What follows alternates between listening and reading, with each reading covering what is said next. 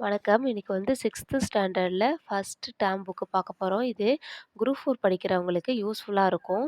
இதுல முதல் பாடம் வந்துட்டு பாடல் தான் குடுத்துருக்காங்க. இந்த பாடல வந்து எழுதியிருக்கிறவங்க பாரதிதாசன்.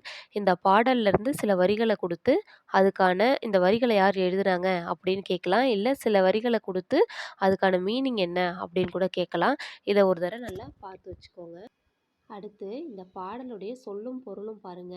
நிருமித்த அப்படின்னா உருவாக்கிய அப்படின்னு அர்த்தம். இது வந்து ஏற்கனவே ஒரு டிஎன்பிஎஸ்சி கொஸ்டின்ல கேட்டிருக்காங்க. அடுத்து சமூகம்னாக்க மக்கள் குழுன்னு அர்த்தம். விளைவுனாக்க வளர்ச்சி அப்படின்னு அர்த்தம். அடுத்து அசதினாக்க சோர்வுன்னு அர்த்தம். அடுத்து பார்த்தீங்கன்னா, இந்த பாடலுடைய பொருள் பார்க்க போறோம். தமிழுக்கு அமுது என்று பெயர் அப்படின்னு சொல்றாங்க. அந்த முதல் வரியோட மீனிங் சொல்லியிருக்காங்க. இன்பத் தமிழ் அந்த தமிழ் எங்கள் உயிருக்கு இணையானது.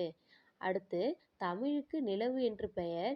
இன்பத் தமிழ் எங்கள் சமூக வளர்ச்சிக்கு அடிப்படையான நீர் போன்றது அப்படின்னு சொல்றாங்க. அடுத்தது தமிழ் மனம் என்று பெயர். அது எங்கள் வாழ்விற்கு உருவாக்கப்பட்ட ஊர் அப்படின்னு சொல்றாங்க. தமிழ் எங்கள் இளமைக்கு காரணமான பால் போன்றது.